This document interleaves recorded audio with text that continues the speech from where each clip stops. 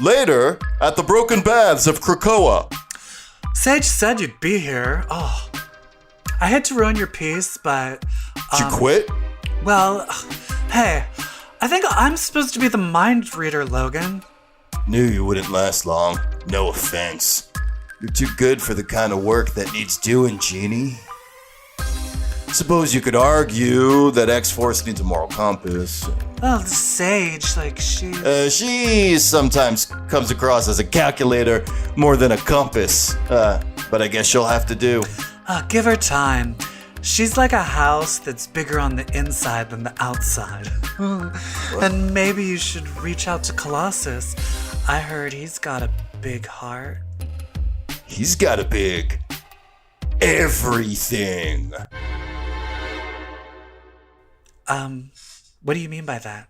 Are you talking about his dick? What? Did you fuck Colossus too? I wasn't referring... I said everything. So Jesus Christ. Technically his dick would be part of that, but also it's his heart, it's his muscles. All right, let's just fucking get it over with. I'm mad now. Oh.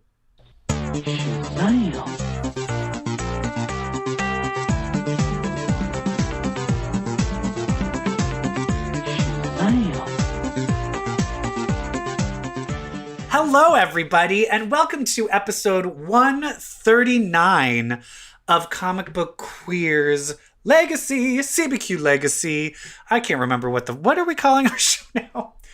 Hi. Comic Book Queers, Legacy. Okay, there we go. That was Brett, my wonderful co-host, and I'm EvilJeff. Hi. And you just heard a fun little snippet from the latest issue of X-Force, written by, who writes it? Benjamin Percy. Benjamin Percy. Benjamin Percy in the house. Have you ever seen Benjamin Percy at a comic book convention? No, is he hot? He's super hot, and his voice is the deepest, sexiest voice. The first time I heard him speak on a panel, the whole room was like, whoa, what the fuck? So does that get you, he's like a daddy.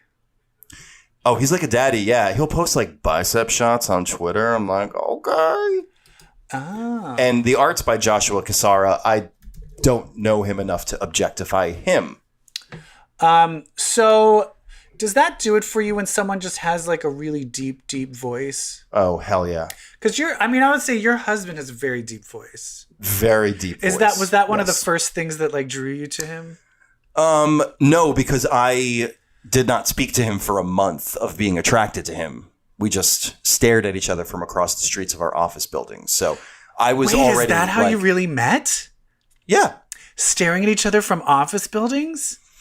Because we both smoked cigarettes at the time. So we would smoke in front of our respective office buildings across the street from one another. Wow. And like clearly be staring at each other and smiling and flirting and yeah. Oh, wow. And then one time I came running out of the Starbucks that was catty corner from where we were.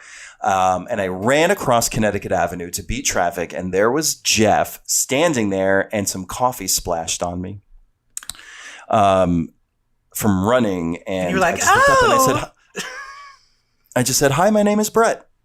And the rest is history. And then you blew each other in that Starbucks bathroom.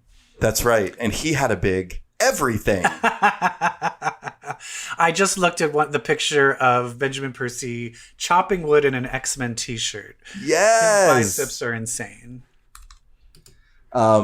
Seriously, we need to if conventions are ever a thing again, we need to go and just to hear Benjamin Percy speak. I was like, you will sexually harass different. It's like what's like the orgasmic version of the brown note. Like as soon whatever frequency his voice is set to, you just immediately start pre-coming. I will say, but I don't mind. I don't mind a gay voice.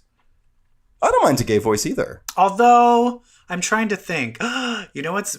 But do I? Because I just realized every boyfriend I've had since I moved to LA doesn't really have that gay of a voice.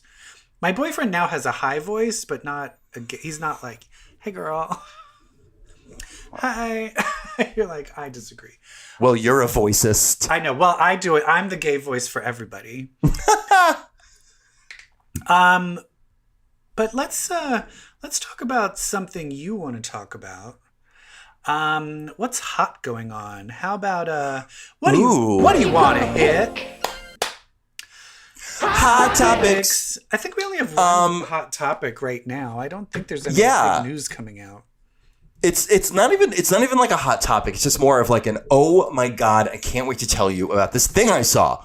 So as you know, I am a fan of the show Legendary on HBO Max. It is a ballroom competition where 8 houses compete for $100,000 in front of a panel of judges, some of whom are from the balls and some of whom are celebrities. And the theme of episode 6 is superheroes. So I'm expecting some X-Men thing. I think in the trailer or in the spot for it. Someone has to do Storm. Yeah, in the preview I saw a Storm and I was like, yes, work. But it was a posing category. So it was kind of like a face category. It was like a face battle, but like posing battle. And they always cut to, when they announce the battle, they then cut to behind the scenes of the houses planning what they're going to do. And they went to the House of Balmain, who's one of my favorite houses. And Calypso Balmain, who was competing in the posing category, said, I want to base my character off of Emma Frost. And I about died because you don't expect people to go that deep, right? Yeah, for people that aren't in the know, she's a deep cut. Right. You expect Storm. You do not expect Emma Frost. So she made up a character called Wet Diamond.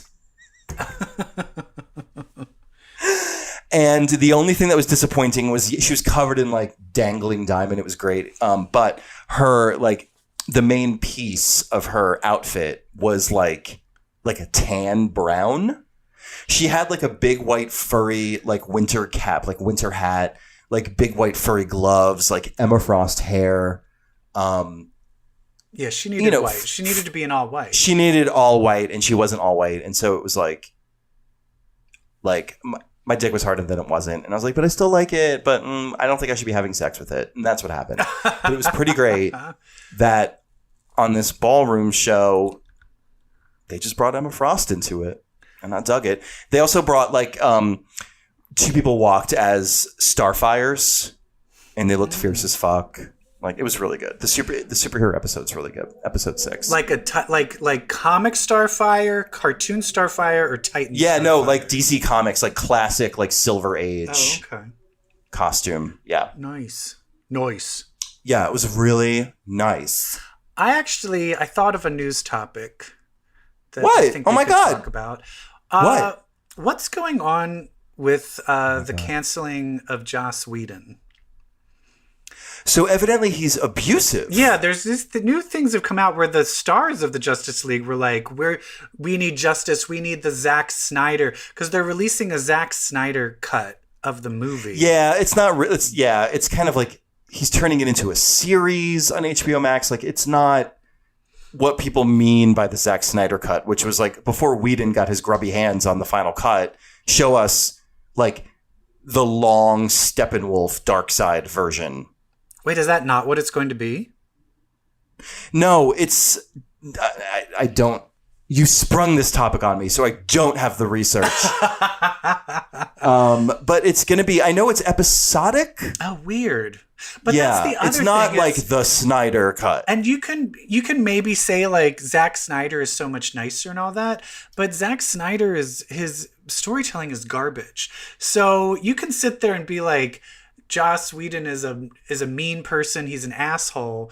But then going and then saying, like, we want to see the Zack Snyder cut instead because he's the real director. I'm like, I'm sure whatever he did was going to be worse than whatever Joss Whedon did. Exactly. Like, mean people get shit done. Yeah. Michael Bay. Like, asshole. I've seen Batman versus Superman, and I've seen Man of Steel, and I've seen Sucker Punch. Like, there's no way that's going to be good. Right. So that's why I found it weird that it was like, just talk about how Joss Whedon's an asshole. Let's just talk about that. But he was saying that they were saying that he's abusive on set. And one of the news stories that have came out is he told a stunt woman to enter a relationship with the stunt coordinator. Wow. So apparently they were together, and he's like, no, that's not professional. You guys have to break up. What a dick. And then he was in trouble before because he had an affair, and his wife blabbed about it. I mean that's the thing. If we're going to cancel men for which men have had an affair, that's basically by all men. Exactly. It's I don't know. But that's the thing is like, I wonder what's taking so long with Joss Whedon's, he has like that Victorian superhero show coming out. He does? Yeah. Didn't you hear about that? No. It's some show. It takes place like in the Victorian age, but it's like all the girls are developing superhuman powers. I can't wait. But it's been forever. It's like Little Women. It's called The Nevers. But it still says it's coming out in 2021. This has been going on for over a year. How abusive is he? Should I have a difficult time separating art and artist. I can't listen to Michael Jackson anymore. I feel like being abusive on set isn't a reason for me to separate from the art. That one's not like outrageous. See, I will say I can separate. Like, I can listen to a Michael Jackson song and I'm not freaked out. Like, if Michael Jackson was like alive and like, I have a new album coming out, then I'd be like, go fuck yourself. I think it's different when it's like something in there. Like, it's another thing where it's like, I grew up watching The Cosby Show. Oh, can't. And so you're saying you can't watch The Cosby Show? No, I can't. I can't. We were just eating dinner and flipping through channels. Harry Potter came on, and I was like, "Oh." I was just about to ask you. So you can't do Harry? You're done with all Harry. Well, Potter? no, I left it on. I didn't like. I'm not like a drama queen. That's like turn it off. Well, what's the difference? Like I left it on, but I was like, but my initial reaction was ew, and I was like, oh, whatever. So for you, it's okay. So it's like rape is too far, but transphobia, you'll still watch it. Well, I didn't like it. I just want to see what your line is. Honestly, the only there reason is definitely a difference between being a rapist and being transphobic. I do feel there's an evil barometer, and they're not on the same level. Yes, absolutely. But I mean, I'm not going to read any J.K. Rowling books. I know, but here's the thing. I know now I'm very questioning of whether I want to see the last movie. What's the Ew, Fantastic Beasts? No. Yeah. I mean, it's not that. No. It's not like they were that I would never. Anyway. But here's the thing that's so fun. I'm like, what TERF radical feminist is like eating out her pussy? Like, what is going on? Like, how have they brainwashed her? Like, what is happening? She's like a fucking monster. Like, what was the one where she liked a tweet about like a pro conversion therapy tweet? Like, no, it's the anti saying that children she doesn't want to allow trans kids to go through any hormone therapy. She feels that's abuse. Oh, what? Fuck you. I mean, that's the thing. It is very controversial. I mean, it is a very tricky thing of like when you're growing up and you don't know who you are. Is it dangerous for them to have the hormones? Well, but I will say this. I was watching a documentary on it, that Jazz, her name is Jazz, this trans girl. And this one doctor, she was like, usually what I say is, but what if this messes the kid up? And she's like, well, if the kid is asking for it, you just have to ask yourself, would I rather this kid be dead from suicide?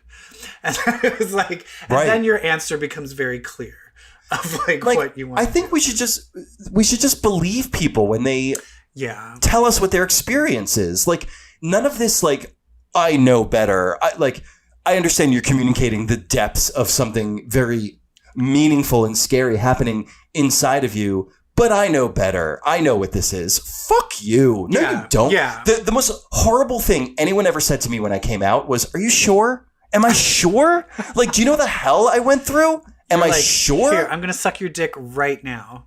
Yeah, I'm fucking sure, because it was all I thought about for 20 fucking years, I'm sure.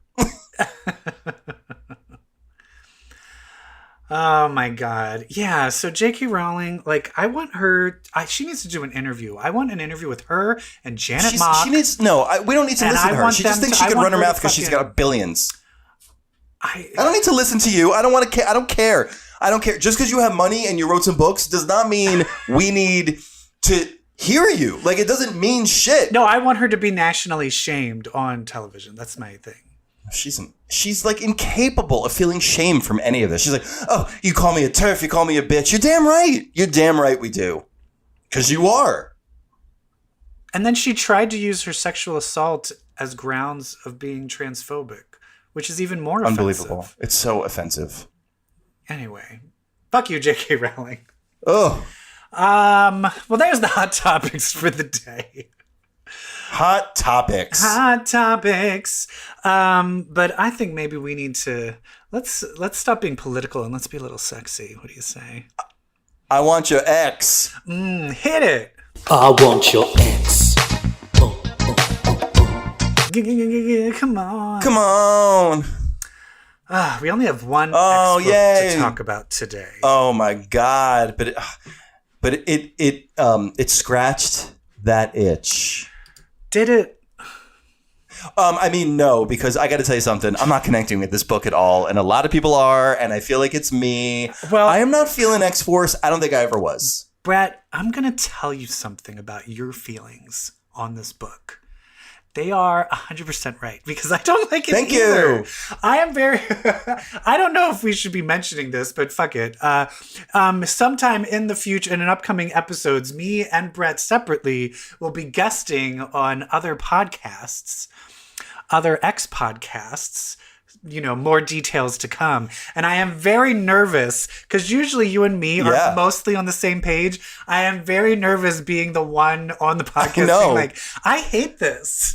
No, I listen to those other shows and sometimes I'm like, why? Yeah, I know, right? And it's not even, and it's like everyone has their own opinion, of course. But I never have to worry about that with you. Like, I'm never like, wait, what? But sometimes it's like, oh, you hate that amazing thing? Fuck you. Or it's like, wait, you like this? But I'm going to tell you this. X-Force, I don't give a fuck about these plant people. And guess what? If you keep killing the characters off over and over again, it becomes meaningless. They killed killed Kenny shit again. A third time. Yeah. I don't like, what is it? What am I missing? So there's like a few things that I know it's me. I know I should just shut up, put my agenda aside, and just listen to what Benjamin Percy and Josh Cassara are giving us. The tone feels weird. The color palette feels weird. The characterization feels weird. Like it doesn't feel it feels very limited. Like, one problem I have is I really don't like Percy's Quentin. No. He's too mean. He's so one-note cocky. And he's weak. Yeah. Why and he keeps dying. He keeps dying. Like, Quentin's like an Like, Omega I get level. it. Like, he's an getting Omega level served. telekinetic. Right. And he can't stop some vines. And his death was like, oh, well, somebody just saw... Midsommar. Yeah. I don't care about these plant people.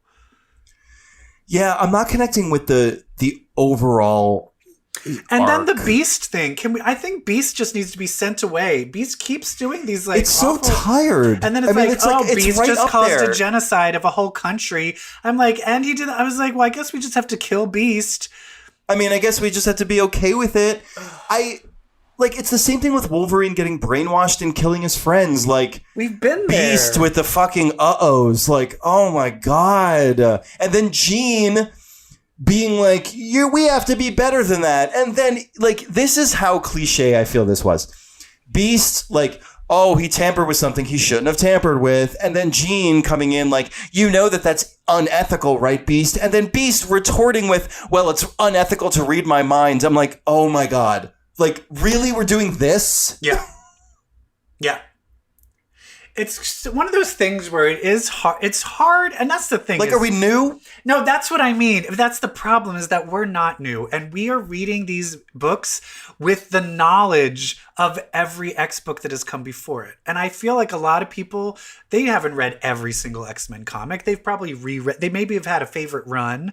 You know what I mean? Or they go back and they read a couple of things. They're like, yeah, I got it.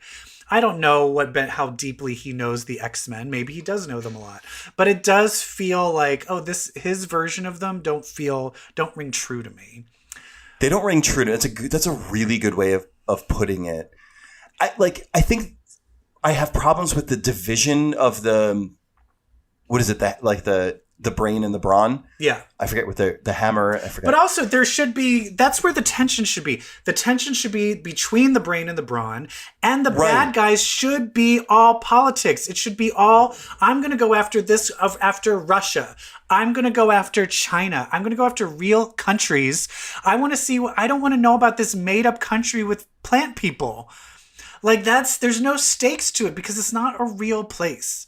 Is this all because of Empyre, do you think? Like, I will be happy if somehow this ends up being related to Empyre. At least I'll feel there's a point to it. All right, let's get to the. But I mean, you're not going to hear when I get to Empyre. I start talking about that. Tom and Krakoa. I will say Quentin's death was very disturbing.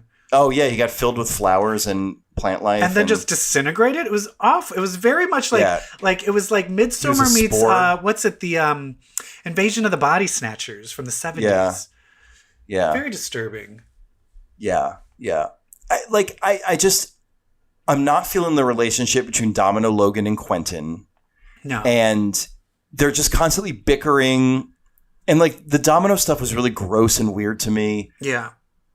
The flaying of her and like now she's got this organic weapon. The best part of X Factor was when Professor X goes to that meeting. Like after he was like, I'm still alive. Wasn't that an X Factor or was that an X? No, that was an X-Men. Oh, never mind. That's why I liked it. Yeah. But that issue where he goes to that meeting where he's just with all the dignitaries and all, where he's like, no, we are going to take over. Like, it's like, that's where the CIA of that's what I want to see. And then it's like, but that's the thing is like, I feel like we have all these plot points coming up, but then we're going to have Empyre and X of Swords. So I feel like everything's going to be put on pause anyway. Yes, I agree. And like, part of me is like, is this whole book on pause? Like, are these plant people going to feature into Empyre? And I don't know. I don't care. But I'm not like get some fucking DDT and just wipe it clean and be done with them. Yeah. I'm not feeling the G&B Sage side either. I think what I'm lacking from this book are relationships. And wants. I don't get what any of them want. Yeah. Like, what does Beast want versus what does Jean want? Does Jean really want to be peaceful when then she went and killed those people, and then Beast's like, sometimes you have to take that. Like, everything's very wavering and watery. Like, I was like, give them really clear wants and let the people come up against each other with it. Yeah. Like, make the agendas. There's no agendas. Yeah. Here. Plus, I think it would be way more interesting if there was someone where they needed their power, but they didn't want to kill. And they were put on the action team. Maybe, and that's like, wasn't Colossus supposed to be on this team? Like, why isn't he part of the team? I think he's about to be, but is it coming at the expense of Jean? Is she going to quit? Like, what a waste. What was she even doing on this? And if you're going to be in a hot tub fucking Logan, I wanted Cyclops jerking off, like watching or something. I don't know. I at least want some spit roasting. I love Logan's tiki, Professor X tiki glass, though. In that, overall, I'm not connecting with this book because I'm not connecting with the characters in this book. And I think we've been willing to forgive it because usually it came out with like 3 other X books that we love. So we're like, oh, okay, whatever. But now that we're like waiting, and this is all we got, it's like... It has moments. I mean, Tom is fun. Like the weird kiss with him and Krakoa, or him like... I don't give a shit about any of that. I've always hated Black Tom as well. Yeah, Sage was funny with her stupid safari outfit. But then there was like, oh, you have measles? What was that joke? It was a line. It's like you got measles, but the measles is pockets. I don't know. It's funny. I mean, it's funny, but it's felt out of... the book is like wavers between... Yeah, it's not... Doesn't know what it wants to be. Anyway. What a good way of putting it. Well, we just flayed it. Like so much domino skin. All right. Well, I think let's put that to rest. That was a bad sexual experience. And let's I heard if we want to get that bad taste of sex out of our mouth, we gotta maybe get another comic. You got to get a comic. Hit it. You gotta get a comic if you wanna get ahead. All right, Brett, tell me. So much is What about else to happen. have you read? Let's go start with Empyre. Fantastic Four, number 0. We are preluding the shit out of Empyre, you guys. I mean, there are so many buildups to Empyre. We have incoming. Did you see how many Empyre books there are? Oh, dear God. There was like 30-some. There's like 30 between this and 10 of Swords. I'm going to be ruined financially. Oh, you're gonna read every single income. Like, you're gonna get tired of this. I'll tell you what, I am not going to read Empyre Squadron Supreme. I'll tell you that. But isn't Squadron Supreme the one that has Wiccan in it? No. Wait, what? Wait, who's the one? No, that's Strike Force. Oh, Strike Force. Who's in Squadron Supreme? I'll read that. It's like Hyperion and Nighthawk and... Oh, I don't give a fuck. Power Princess. Oh, Power Princess? Oh, Squadron Supreme is the Wonder Runaways. Woman. Oh, it's the Runaways? No, that's... Isn't Power Princess from the Runaways? Yeah, they share a name. No, what? Squadron Supreme is the JLA parody, the Marvel JLA parody. Oh, with like Spectrum and Hyperion. No, we can never decide if they're good or bad. I can't stand them. I don't care. I hate them. But here we got Fantastic Four. Here's Fantastic Four.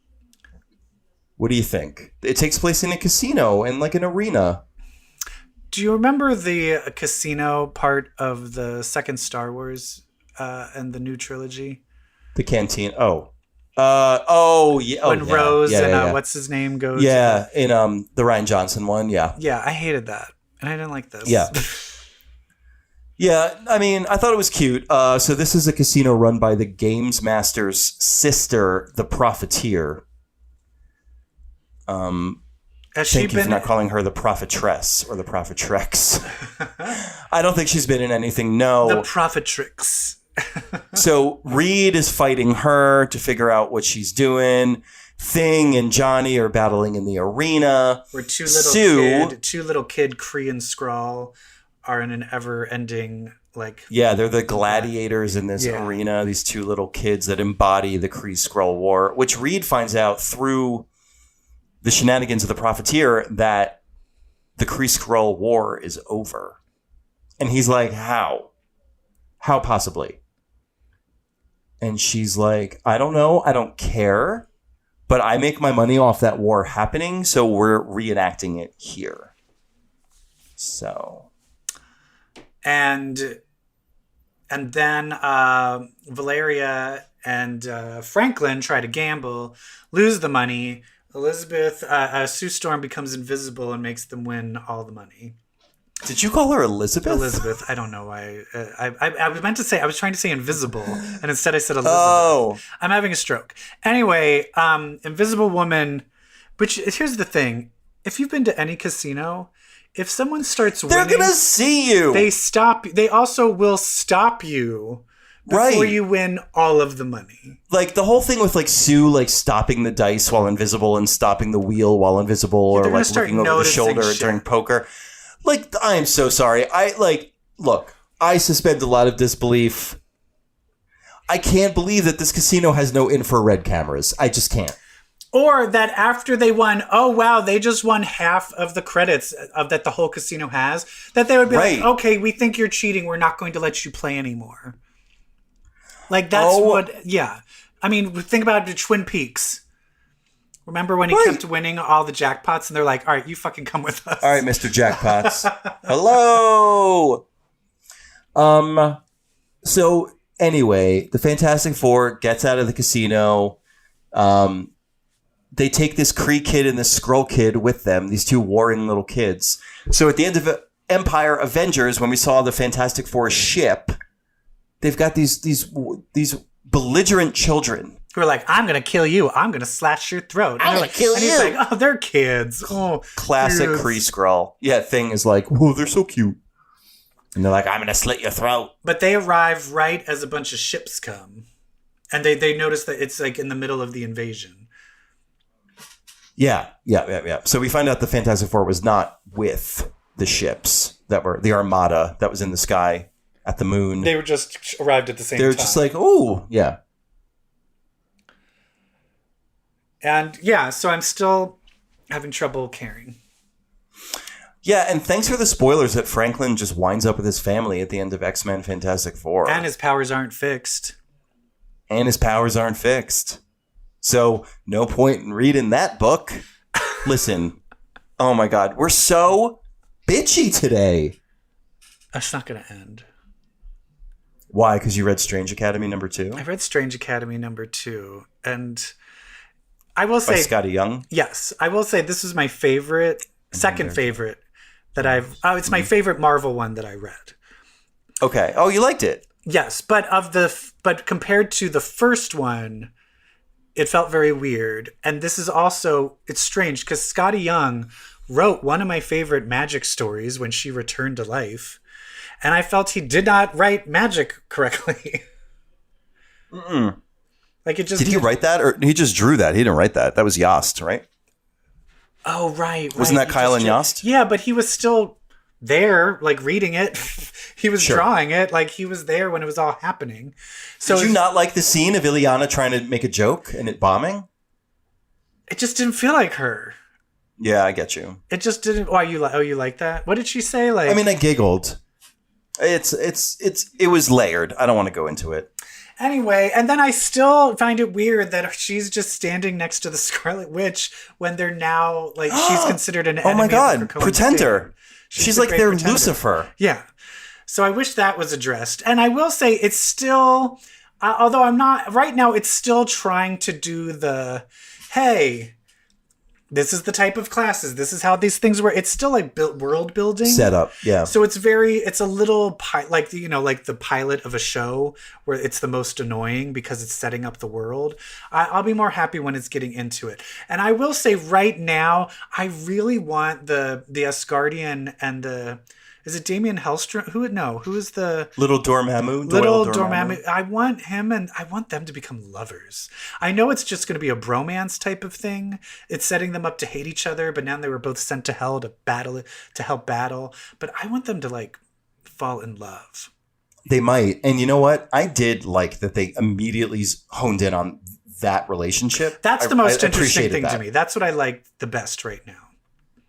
And then I will say, what is this? The girl from Limbo knows some dark secret of that one About Zoe. about Zoe. What do you think? Do you think she has like I think, an like, image like Zoe- that's not what she looks like, or something? Oh, maybe? maybe. Or do you think she did something awful, like killed somebody?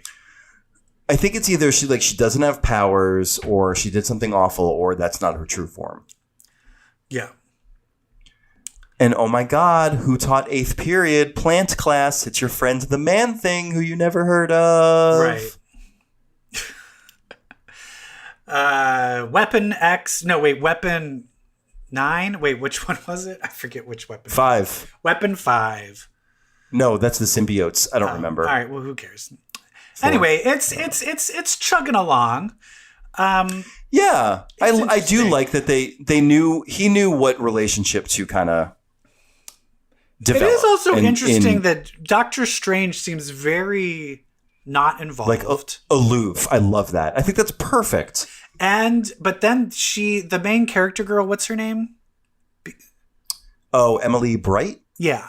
Where she's like, hey, there's a price to pay when you use your powers, and we're all using our powers so much. Why isn't there a price to pay? And they're like, oh, we figured it out. And then later during the teachers' meeting, they're like, they can never know. And it was like, what? Yeah, What did they do? I'm excited. So there is some intrigue and stuff happening. So I am excited for it. I'm going to keep reading it. I do feel it's still a little too many characters. I think we just need to let some of them more fall in the back and let some kind of be main character. You know what I mean? It's just a little too many cooks. Yeah, I mean, I can do with less Gus. Yeah. But it's fun. It's fun. It's fun. I like it. I love Doyle Dormammu. I really do. Did you really do love him. Did you read a DC book? No. Me neither. Did you Skipping that segment. Did you read any other books, Brett? No, I was supposed to read Something is Killing the Children, but I totally thought I did already. And then I opened it up and I was like, oh shit, I didn't read this. So Something is Killing the Children. Well, this is the favorite thing that I read. Oh, Boom Studios, James Tinney and the Fourth were their da-da-da-da-da. Shit's starting to like pile up.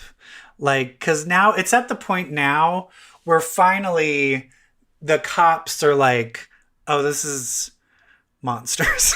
Like they're finally starting to be like, finally. They're kind of like, cause there's that one cop that got injured and he kind of saw something weird was going on. So he knows something weird's going on. And then there's the sheriff, and the sheriff goes to the little boy in the hospital, the gay kid in the hospital.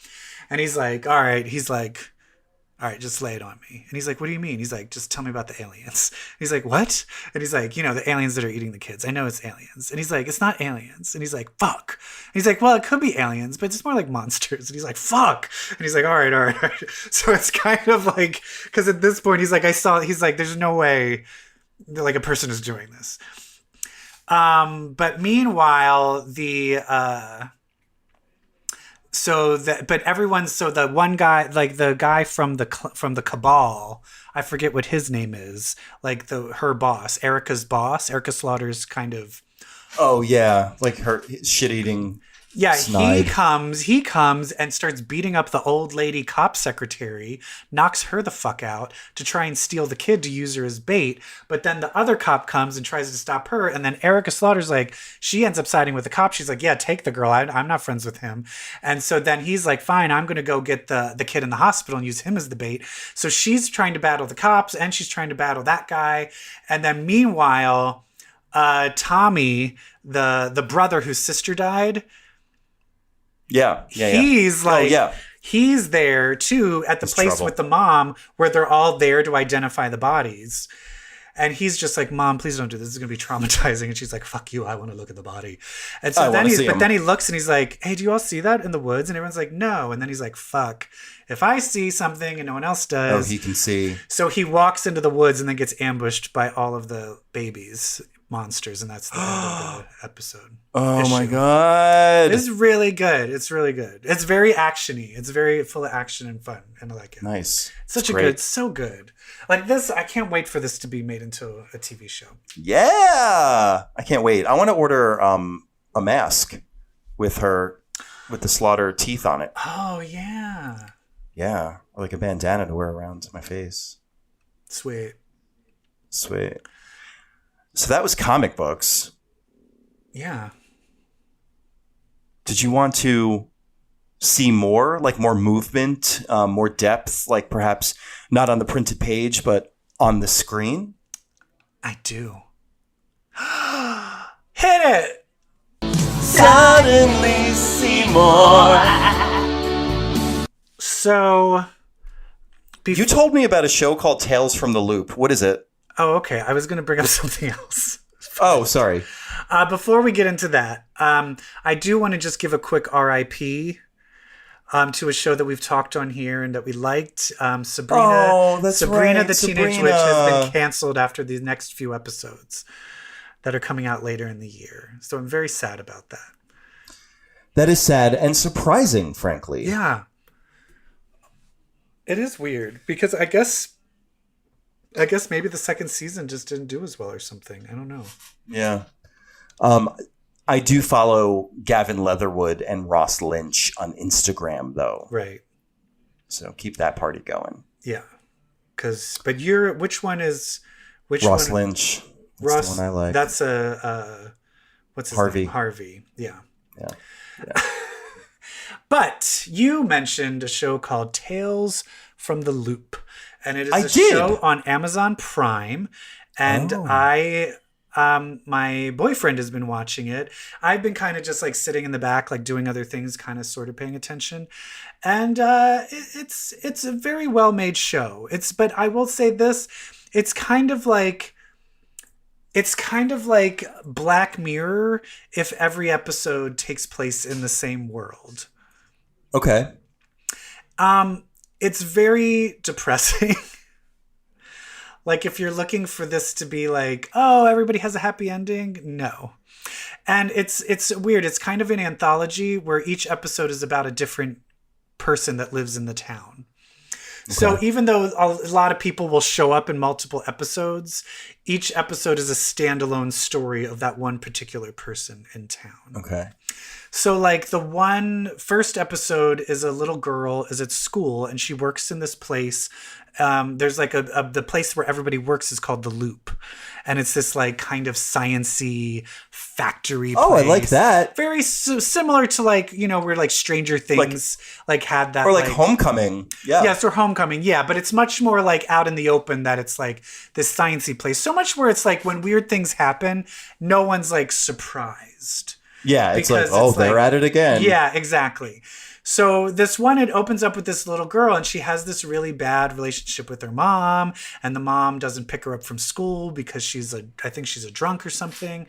Oh, been there, but my dad. And so she ends up, I can't remember, she ends up crawling through some kind of thing. And when she comes out of it, she notices everything looks different. And then she meets this guy and she suddenly realizes like she's in the future. And then the kid she's with is her future son. So she ends up meeting like her future self. Okay. And you kind of think like, oh, this is what the show is. And I was thinking like, oh, this is the whole show. But then it resolves itself and she goes back in time. And then you're like, wait, what? And then the next episode is just a whole different story. And so like one story is a different girl discovers like she can freeze time.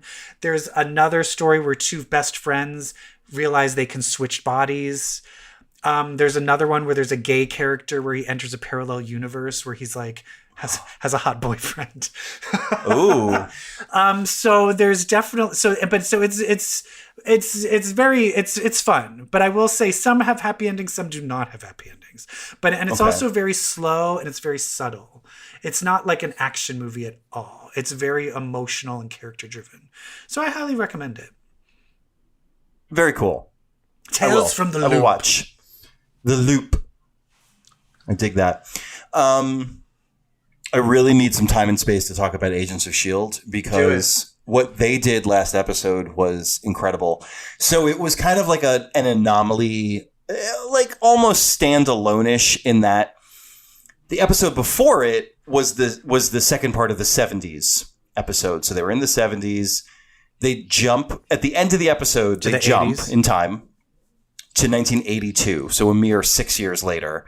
So they're in the 80s. But what happened in the 70s is Mac, the director of S.H.I.E.L.D., his parents were taken hostage by the Chromicons, the evil space robots, and who turn people into other evil space robots.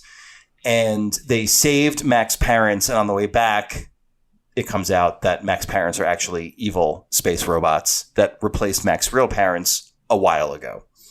So when they were kidnapped, it was all a ruse? Exactly. So they were how long ago? Like it's when like he a whole was different timeline. Like when he was a kid, like was he raised? He's 10 years old. Oh, so he was like raised by the evil ones too. No. He was raised by real parents. Oh, okay. This is all timeline fuckery. So now there's a timeline where Mac's parents are dead. Oh, anyway. Shit. That's complicated. And they're in it, so it's complicated, but it's the same. It's still like branches. Like when a big decision is different, it creates like a branch universe, I guess. But when the ship is tethered to the evil space robot ship, so when that ship jumps, they jump, so they have no control over it. So they're in 1982, like right when Mac is starting the grief process of losing his parents, and he is like, I got to go outside. They land in 1982. He's like, I got to go outside for some air. Deke, who is our character from the future, who they met in season 5 when they were in the future, he like chases Mac out. Like, Mac, wait, don't be sad. And then right when they leave, the ship jumps out of 1982. They were there for like 2 minutes, which has never happened before. So Mac and Deke are now stuck in 1982. So this is the 80s episode. Well, when I tell you They hit every motherfucking 80s reference, and it was one of the best episodes I've ever seen. Are you familiar with the movie Chopping Mall? Where the girl gets her head blown up by a robot. Thank you. Does that happen? The whole episode is like a parody of it. So it's the so best part of that and the chopping mall, because she just goes, and then her head blows up. It's the worst scream ever. All right, go ahead.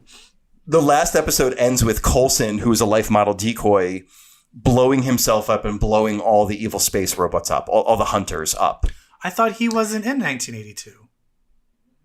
He's not, because he blew himself up in 1976 to kill all of the new hunter evil space robots.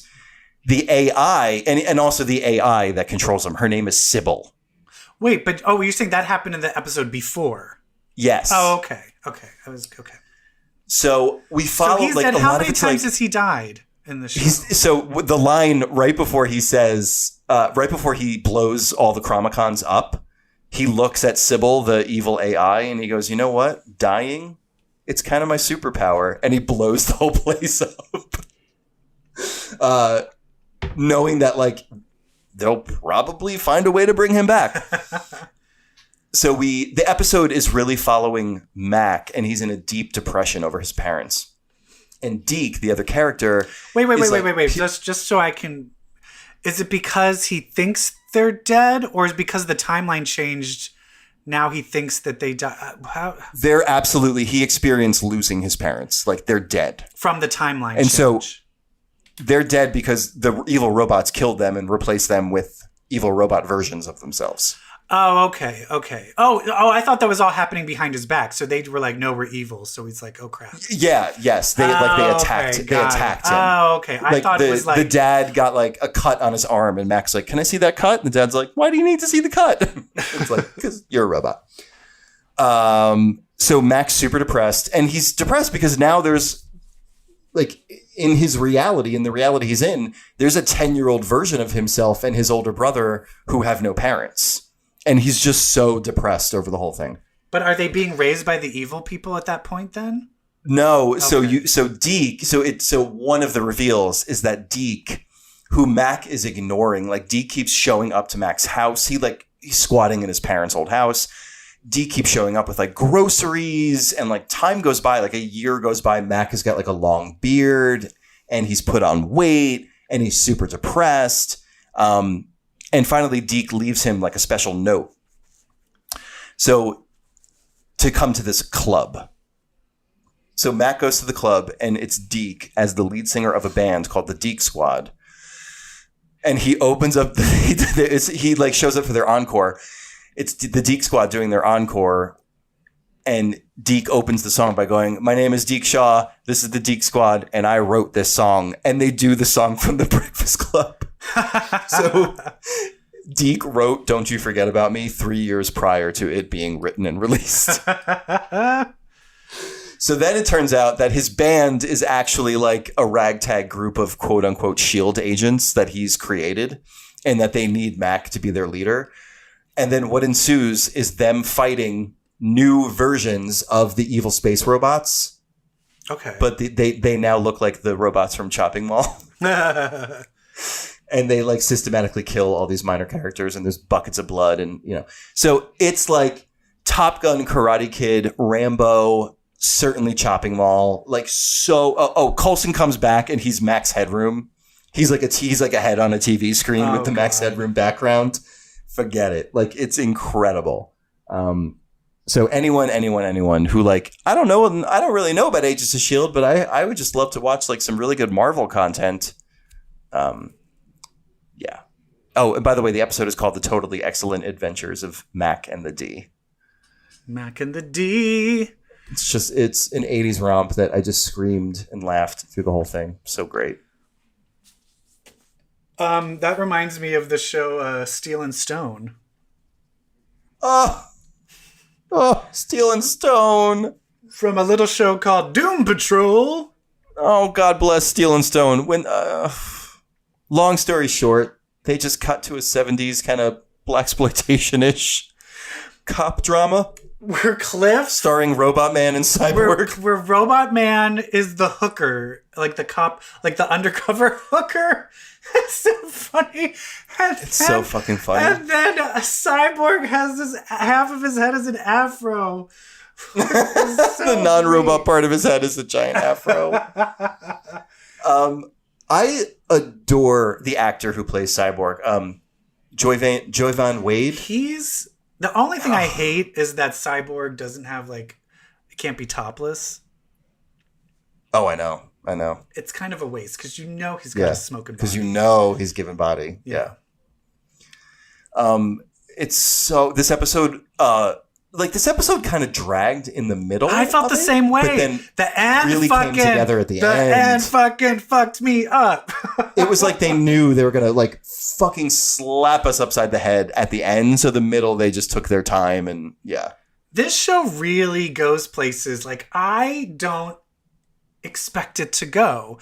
Because what happens is the baby, what's her name? Baby girl? What's it? Baby doll. Baby doll. One of Crazy Jane's personalities. Yeah, she comes out so she can play with Dorothy Spinner.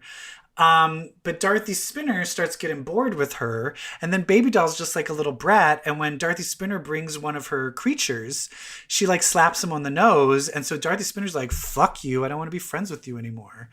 And Baby Doll's like, fuck you. And they start this. And that's the thing. 2 little girls with out of control powers. Oof. Not good. It's going to get out of hand. And it does. And it does, because they play a game of hide and seek in which Dorothy Spinner decides to hurt and scare the shit out of Baby Doll. And it freaks Baby Doll out so much that she traps her in an incinerator and turns the incinerator on. Baby Doll is telekinetic. Yeah. And then, of course, she makes her, what's the monster's name? Nanny? Her imaginary friend, Manny. Appear. And then the fire personality comes out and just murders the Manny creature. Murders Manny, the imaginary friend. Yeah. Which sends Dorothy in a tailspin into a rage. And she finally makes a wish to the Candlemaker. But does she kill Baby Doll? But it's the wish isn't to kill the Jane character. No, it's to go inside. And this is what's so smart. She runs It's to kill Baby Doll. And she sees the depot. She sees the map of Jane's mind. So she knows. That's where she needs to go. So the Candlemaker comes into and just starts the depot. And just starts killing. It looks like he killed the fire personality and then brutally kills Baby Doll. Yeah. And then disappears, which to me meant, the wish was kill Baby Doll. Yeah. But, so Dorothy Spinner's, one of her imaginary friends, the Candlemaker, murdered 2 of Crazy Jane's personas. I think 2. Yeah. Yeah. That's a lot. But that means they're definitely going to be so we got to kill that girl. So things are fucked up. And then poor Larry and Rita, he tries to reconnect with his family, and the family betrays him. And then calls the government on him. And then his grandson gets shot and gets shot in the he lets so that he's surrounded by the government, who his son called. Which I did the son really when he was okay, if we're being honest, I thought he was going to reveal some additional trauma. I did not expect him to be you fucking left my family. Yeah, fuck you. But he was. And he called the government on Larry, and the government tries to kidnap Larry. Larry lets out the negative spirit. And then in the melee, Larry's son's son gets killed. Does he die? And the negative, it looks like he's going to die. And the negative spirit grabs Rita and Larry and just gets them the fuck out of there. But then that's what I hated is his son was this is all your fault. I'm pretty sure this is your fault. It's kind of your fault, asshole. Right. The power of an abandoned child. Yeah. Even after Larry came out to him, I thought after Larry came out to him, everything was going to be okay. When he was just well, if you want to be honest, I thought it was going to be I hate facts. Right. But it does look like it was his gay lover was the one that poisoned the wife and the kid's mind. Isn't that what he was talking about? No, I think it was 2 separate. It was a different. He said, and then it wasn't Jonathan that the wife married. It was some other guy. Oh, okay. Never mind. It wasn't Matt Bomer's lover. Oh, that would have been better. No, protect him. Protect the gays. You know, honey, sexuality is a spectrum. No, I'm just kidding. But yeah, it's great. It's great. It's so good. It's so good. It's very good. I'm super excited for it. I will say, but I was agreeing with you. I was like, this one's a lot slower than the last one. And then the ad. Yes. And I was like, they just fucked shit up. Yeah, damn. But I was like, damn. it's good. But I actually saw another amazing sci-fi show. And What? it's a movie. And I'm actually, if you have not seen it, I want you to see it before I talk about it. I guarantee you I haven't. It's called Palm Springs. Oh, I can't wait.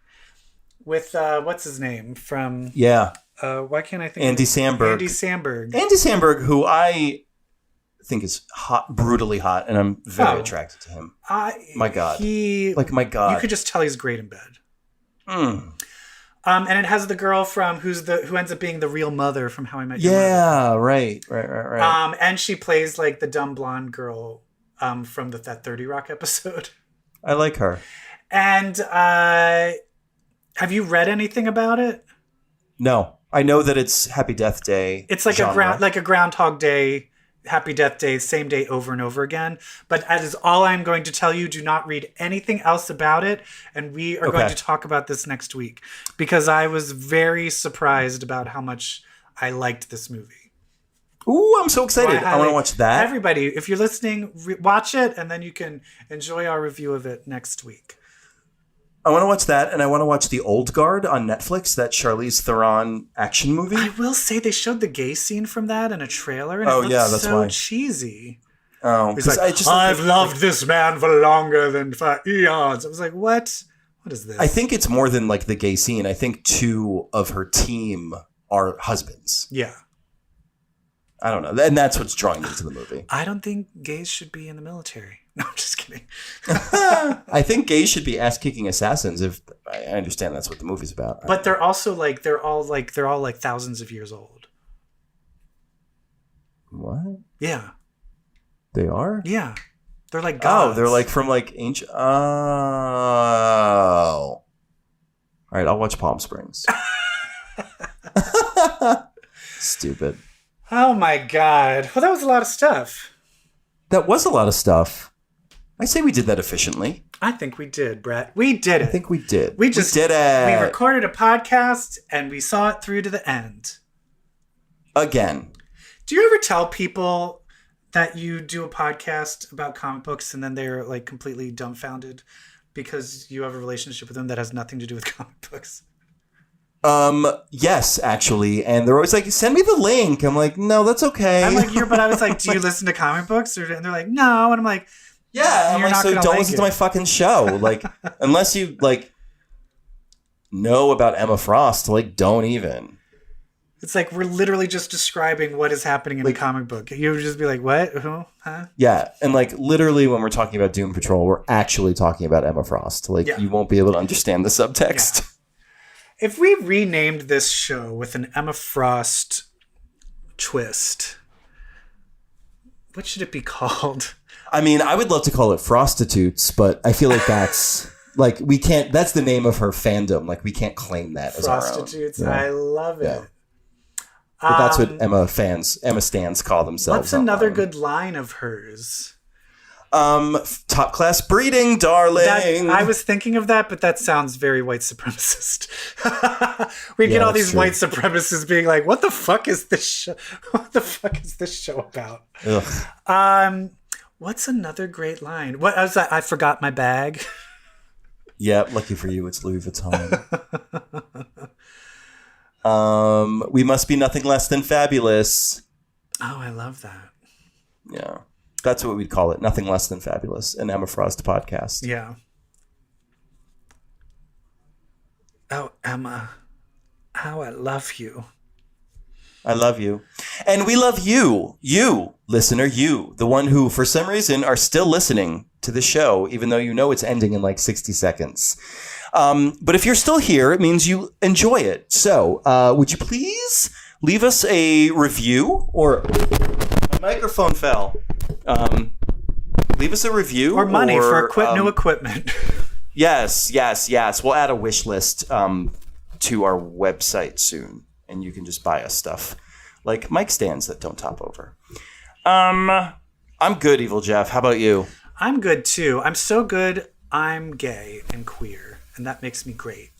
And guess what? If you read comics, well, that also makes you queer. Bye. Bye. Damn.